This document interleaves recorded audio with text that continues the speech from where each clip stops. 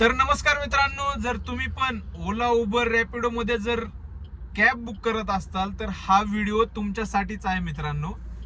तर मित्रांनो, आजकाल बऱ्याच लोकांच्या मनामध्ये हा गैरसमज असतो की आपल्याकडे आपल्या पिकअप साठी एखादी डिझेल गाडी येईल, पेट्रोल गाडी येईल, जिची डिक्की पूर्ण रिकामी असेल आणि त्याच्यामध्ये आपलं सगळं सामान आपण भरू किंवा रचू.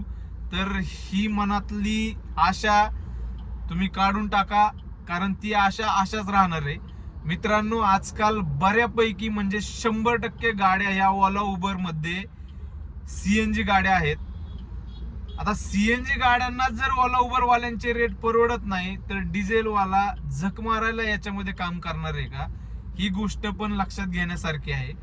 तर मित्रांनो, जर तुम्ही गाडी बुक करत असताल आणि जर तुम्हाला वाटत असेल की आपलं हे सामान थोडस जास्त आहे, असं तर कधी कुणाला वाटत नाही, पण जे हुशार असतात त्यांना वाटतं, तर मित्रांनो प्लीज तुम्ही एखादी इर्टिका एक्सेल गाडी बुक करत जावा.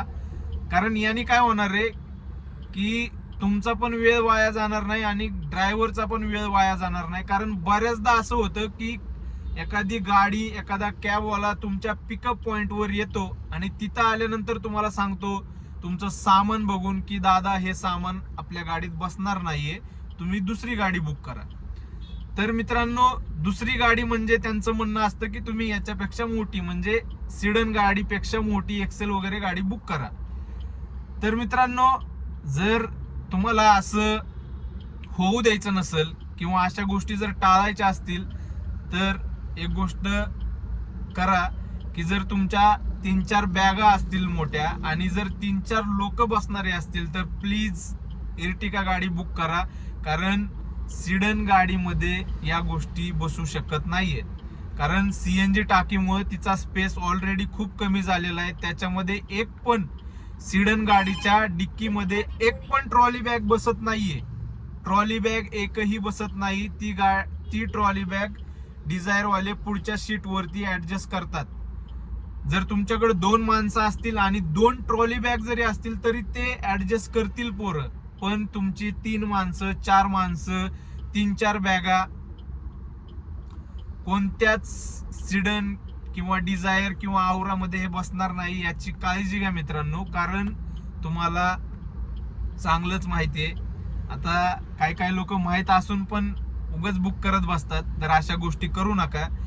यांनी ड्रायव्हरची पण चिडचिड होते, तुमची पण चिडचिड होते. पिकअप पॉइंटला आल्यावर तुम्हाला इमर्जन्सी जायचं असेल, टाइम झालेला असेल आणि तिथं येऊन जर ट्रिप कॅन्सल झाली तर ते तुम्हाला पण बरोबर नाही वाटत आणि ड्रायव्हरला पण वाटतं की यार इतक्या वेळ मी वेट केलाय, यांच्या पिकअपला आलोय आणि हे लोक आता मला एवढं सामान दाखवतात. त्याच्यामुळे ते वादावाद, चिडचिड होण्याची कारणं उद्भवू शकतात. त्याच्यामुळे तुम्ही स्वतः होईल एवढी काळजी घ्या. आता तुम्ही म्हणताल की मी हा काय व्हिडिओ बनवायला लागलोय, कारण माझ्यासोबत हाच किस्सा झालेला आहे.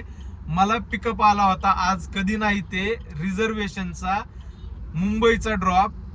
तर मला त्यांचा कॉल आला. आता मी 1 तास अगोदर किंवा मला काहीतरी 1.5 तास अगोदर पिकअप आला होता आणि त्या टायमिंगला कस्टमरचा कॉल किंवा नंबर तुम्हाला येत नाही, म्हणजे कॅबवाल्याकडे तो नंबर नसतो. 35 मिनिटं अगोदर तो नंबर येतो आणि त्याच्यानंतर मी कॉल केल्यानंतर मला कस्टमरनी स्वतःने विचारलं की दादा तुमची गाडी सीएनजी आहे का डिझेल आहे. तर म्हणलं सर माझीच नाही, ओला उबर मध्ये आता 100% गाड्या या सीएनजीच भेटतील. तर दादा म्हणले माझे 4 बॅगा आहेत आणि 4 लोक आहेत, तुमच्या गाडीत बसेल का. सर म्हणलं माझ्याच नाही, कोणत्याच सिडन गाडीमध्ये हे तुमचं सामान बसणार नाही, तुम्हाला एक्सेल गाडी किंवा इर्टिका गाडीच बुक करावी लागेल.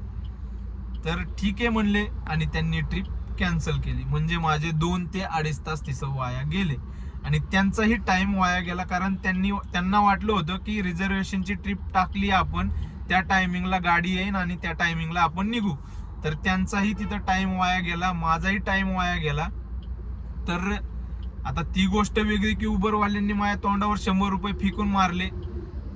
पण शक्यतो तर मित्रांनो या गोष्टी टाळायचा प्रयत्न करा. आणि जर तुम्हाला वाटत असेल खरंच की आपलं सामान जास्त आहे तर प्लीज त्या हिशोबाने गाडी बुक करत जावा. बाकी सुखाचा प्रवास करा, आनंदात राहावा. आणि आनंदात जीवन जगा. राम राम, जय श्रीराम.